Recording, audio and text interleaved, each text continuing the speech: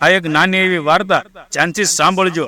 જીવનના અંતિમ છેડા સુધી ધન કમાવામાં પોતાની બધી જ શક્તિઓનો ખર્ચનાર એક ધનાઢ્ય શેઠે તિજોરીમાં રહેલા નાણાંને એટલે કે ધનને પૂછ્યું, તને મેળવવા માટે, સાચવવા માટે મેં અનેક પ્રકારના પાપો, અન્યાય, અનીતિ, વિશ્વાસઘાત જેવો પ્રતિ નિર્જયતા, ક્રૂરતા વગેરે કરી ધર્મ માર્ગની ઉપેક્ષા કરી, તો તમે હું મર્યા પછી ક્યાં સુધી સાચે રહીશો? તિજોરીના રૂપિયા બોલ્યા, એક ડગલું પણ અમે તમારી સાચે આવવાના નથી. શેઠે કહે, પણ તમારા ખાતર તો મેં શાંતિથી ખાધો પણ નથી, મજા નથી ઊંઘ્યો પણ નથી, તો મારી આટલી જ કદર. રૂપિયા કહે, ખબરદાર, વધુ બોલશો તો કડવું સત્ય એ છે કે તારા મર્યા પછી નનામી અને બાળવાના લાકડા પણ અમે જ પૂરા પાડવાના છીએ.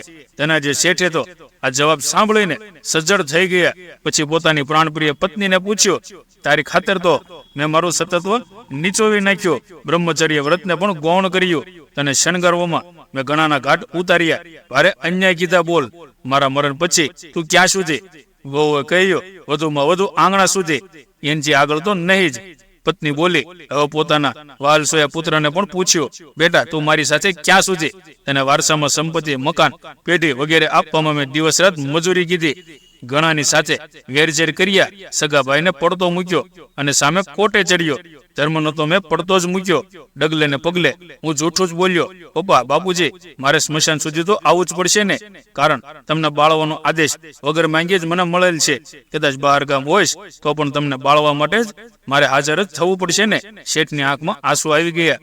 અંતે નિરાશ થઈને શેઠે છેલ્લે પોતાના શરીરને પૂછ્યું, જન્મ્યો ચારથી જ, આખી જિંદગી તારી આળપંપાળ કરી, ન ખાવાનું તને ખવડાવ્યું, અભક્ષ્ય અનંત કાંઈ ખવડાવ્યું, રાતે ખવડાવ્યું, ન બોલવાનું હું બોલ્યો, તપ ત્યાગ વગેરે બધું જ પડતું મૂક્યું, અને તને નવડાવવા, ધોવડાવવા, શણગારવા, ખવડાવવા ઘણા ઘણા પાપ કર્યા.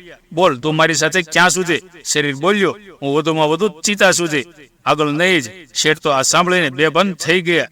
જે કંચન કામિની કુટુંબ કાયા ખાતર આ જન્મમાં ભારે પાપો કર્યા, એ બધા અહીં જ રહી જવાના, અને એમના ખાતર કરેલા પાપો જન્મો જન્મ આત્માને દુર્ગતિમાં ભટક્યા કરશે અને ત્રાસની હારમાળા સર્જે.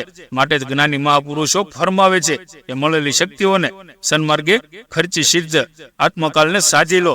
આ વાંચીને પોતાની આત્માને જ પૂછીએ કે સત્ય હકીકત શું છે. મિત્રો, વાર્તા ગમી હોય તો સીતારામ લખ.